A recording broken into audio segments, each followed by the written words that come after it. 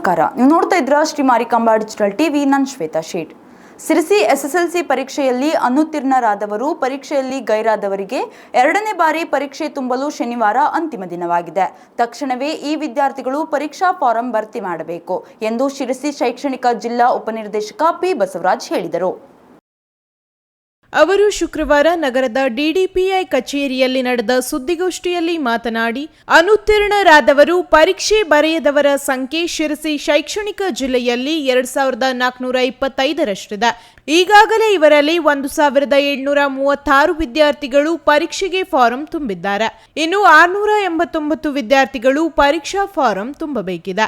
ಈ ವರ್ಷ ಒಟ್ಟು 9394 ವಿದ್ಯಾರ್ಥಿಗಳು ಪರೀಕ್ಷೆ ಬರೆದಿದ್ದು 569 ವಿದ್ಯಾರ್ಥಿಗಳು ಪರೀಕ್ಷೆಗೆ ಗೈರಾಗಿದ್ದಾರೆ. ಅನಾರೋಗ್ಯ ಅಥವಾ ಇನ್ನಿತರ ಕಾರಣದಿಂದ ಅವರು ಗೈರಾಗಿರುವ ಸಾಧ್ಯತೆ ಇದ್ದು ಅವರಿಗೆ ಎರಡನೇ ಪರೀಕ್ಷೆ ಸಹಾಯಕವಾಗಲಿದೆ.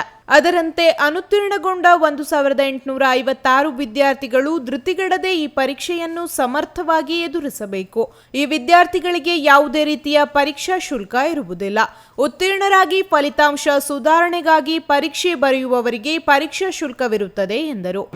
ಈ ವರ್ಷ ಎಸ್ಎಸ್ಎಲ್ಸಿ ಪರೀಕ್ಷೆಯ ಫಲಿತಾಂಶ ಈಗಾಗಲೇ ಹೊರಗಡೆ ಬಂದಿರತಕ್ಕಂಥದ್ರಲ್ಲಿ ನಮ್ಮ ಜಿಲ್ಲೆ ಉತ್ತಮವಾಗಿರ್ತಕ್ಕಂಥ ಫಲಿತಾಂಶವನ್ನು ಪಡೆದುಕೊಂಡು ರಾಜ್ಯದಲ್ಲಿ 7ನೇ ಸ್ಥಾನದಲ್ಲಿದೆ.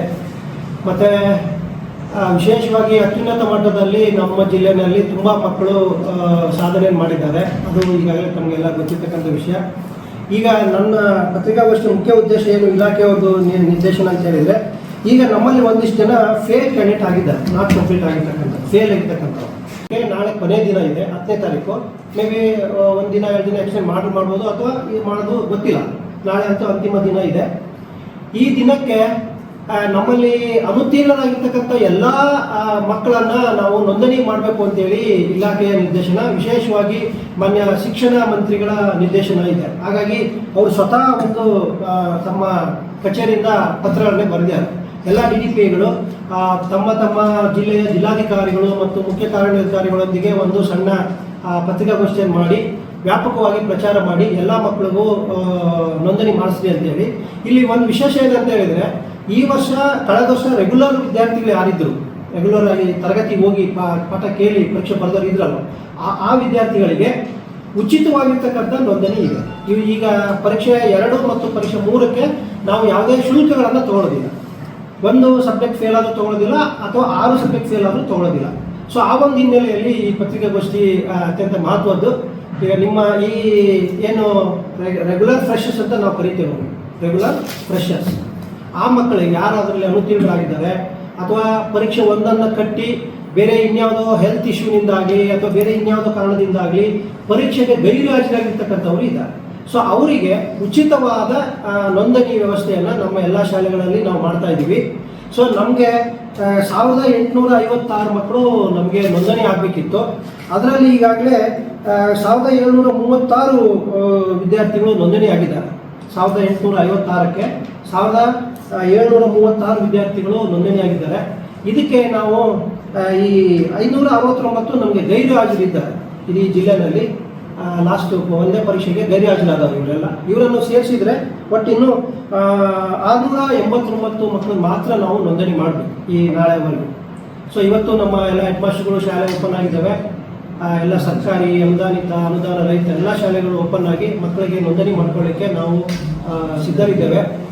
ನಿಮ್ಮ ಕಡೆಯಿಂದ ನಮಗೇನು ಸಹಾಯ ಬೇಕು ಅಂತ ಹೇಳಿದರೆ, ತಮ್ಮ ಪತ್ರಿಕೆಗಳಲ್ಲಿ ಒಂದಿಷ್ಟು ಜನಗಳಿಗೆ ಮುಟ್ಟುವಂತೆ ನಾಳೆ ಕೊನೆ ದಿನ ಇದೆ.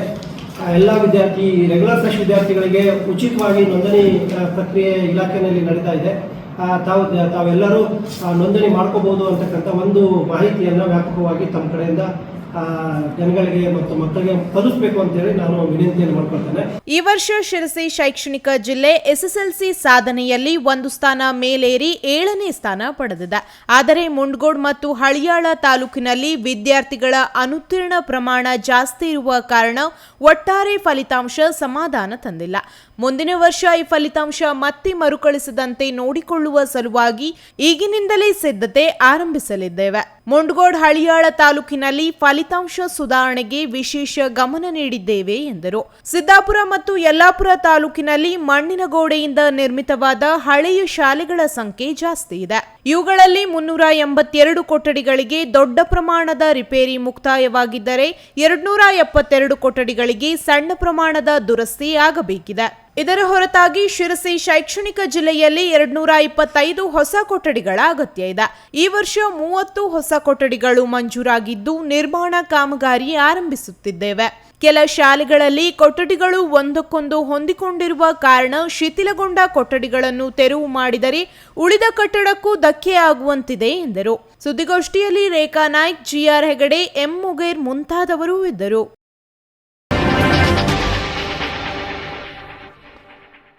ಸಮುದ್ರದಲ್ಲಿ ಮೀನುಗಾರರು ಆಮಿಷಕ್ಕೆ ಒಳಗಾಗದೆ ಕರಾವಳಿಯ ಸುರಕ್ಷತೆಗೆ ಒತ್ತು ನೀಡಬೇಕು ಎಂದು ಮೀನುಗಾರಿಕೆ ಇಲಾಖೆಯ ಜಂಟಿ ನಿರ್ದೇಶಕ ಬಬಿನ್ ಬೊಪ್ಪಣ್ಣ ಹೇಳಿದರು. ಸಮುದ್ರಕ್ಕೆ ತೆರಳುವ ಮೀನುಗಾರರು ಅಕ್ಕಪಕ್ಕದ ದೋಣಿಗಳು ಹಾಗೂ ಹೊರ ರಾಜ್ಯದ ದೋಣಿಗಳ ಮೇಲೆ ನಿಗಾ ಇಡಬೇಕು. ಜಿಲ್ಲೆಯಲ್ಲಿ 8 ಬಂದರುಗಳಿವೆ. ಅಲ್ಲದೆ ಉಳಿದ ಕಡೆಯಲ್ಲಿಯೂ ವಹಿವಾಟು ನಡೆಯುತ್ತದೆ. ಹೀಗಾಗಿ ನಮ್ಮ ಜನರನ್ನು ಬಿಟ್ಟು ಬೇರೆಯವರ ಓಡಾಟ ಇದ್ದರೆ ತಕ್ಷಣ ಸಂಬಂಧಪಟ್ಟ ಅಧಿಕಾರಿಗಳಿಗೆ ತಿಳಿಸಬೇಕು ಎಂದರು.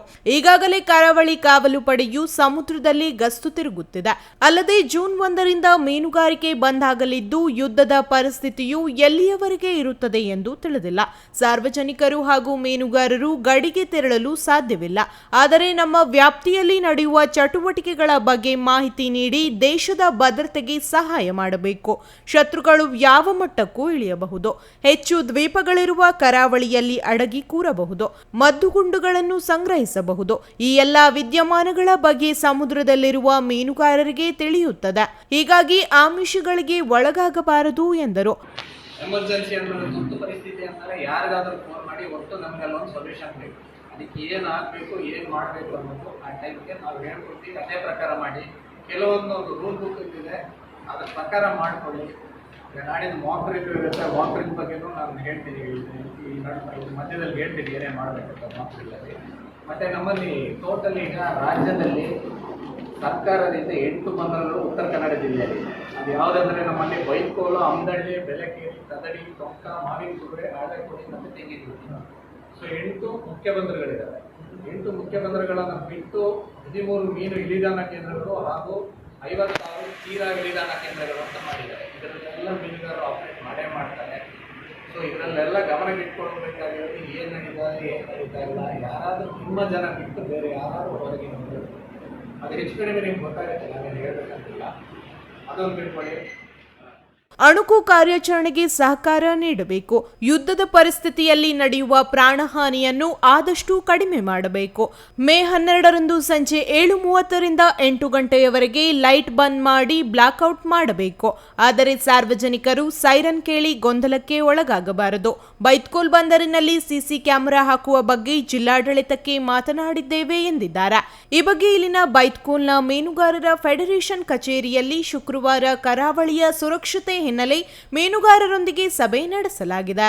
ಈ ದಿನ ನಾವು ಜಿಲ್ಲಾಡಳಿತ ಮತ್ತು ಪೊಲೀಸ್ ಇಲಾಖೆ ಉತ್ತರ ಕನ್ನಡ ಜಿಲ್ಲೆ ಹಾಗೂ ನಮ್ಮ ಮೀನುಗಾರಿಕಾ ಇಲಾಖೆ ಕರಾವಳಿ ಕಾವಲು ಪಡೆ ಒಟ್ಟಿಗೆ ಸಮನ್ವಯ ನಡೆಸಿ ಮೀನುಗಾರರಿಗೆ ಇಲ್ಲಿ ಪರ್ಸಿನ್ ಬೈತ್ಕೋಲ್ ಪರ್ಸಿನ್ ಸೊಸೈಟಿ ಫೆಡರೇಷನ್, ಇಲ್ಲಿ ಕೋಆಪರೇಟಿವ್ ಸೊಸೈಟಿ, ಇಲ್ಲಿ ಬೈತ್ಕೋಲ್ ವಿಲೇಜ್ ಸೊಸೈಟಿ, ಇಲ್ಲಿ ಹಳ್ಳಿ ಸೊಸೈಟಿ ಇವನ್ನೆಲ್ಲ ಒಟ್ಟುಗೂಡಿಸಿ ಒಂದು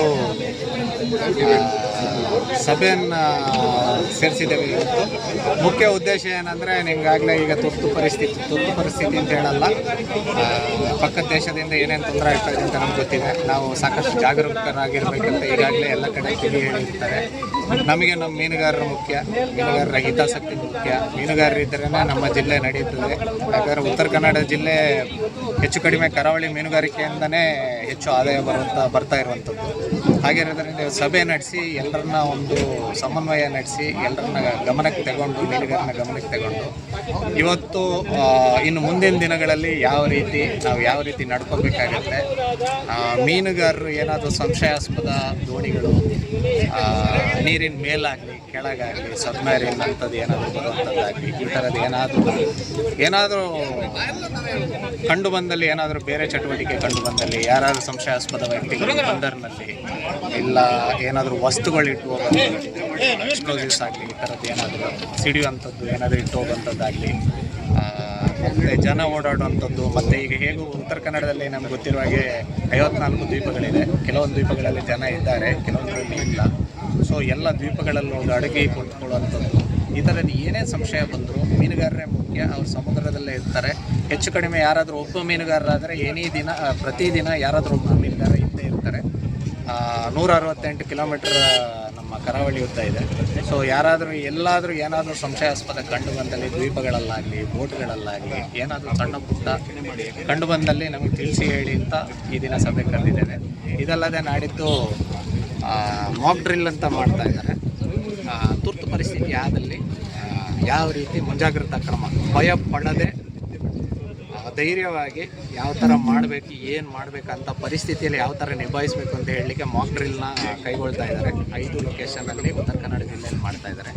ಒಂದು ಕೈಗಾ, ಇನ್ನೊಂದು ಬಿಣಗ ನಮ್ಮ ಕಾಸಿಮ್ ಇದರಲ್ಲಿ, ಮತ್ತು ಅಮ್ದಳ್ಳಿ ಸಿವಿಲಿಯನ್ ಕಾಲೋನಿಯಲ್ಲಿ ಒಂದು, ಮತ್ತು ನಮ್ಮ ಬೀಚಲ್ಲೊಂದು. ಇದನ್ನು ಒಂಥರ ಮಾಕ್ ಡ್ರಿಲ್ ಅಂದರೆ ಅದೇ ಥರ ಏನಾಗುತ್ತೆ ಅಂತ ಅದನ್ನು ಒಂದು ಸೈಮ್ಯುಲೇಷನ್ ಮಾಡುವಂಥದ್ದು ಅದನ್ನು ತಿಳಿಸಿ ಹೇಳಿದ್ದೀವಿ. ಮತ್ತು 7:30 7:30 8 ಗಂಟೆವರೆಗೆ ಬ್ಲ್ಯಾಕ್ಔಟ್ ಇರುತ್ತೆ. ಬ್ಲ್ಯಾಕ್ಔಟ್ ಅಂದರೆ ಎಲ್ಲ ಲೈಟ್ಸ್ ಆಫ್ ಮಾಡುವಂಥದ್ದು. ಇದು ಸ್ವಯಂ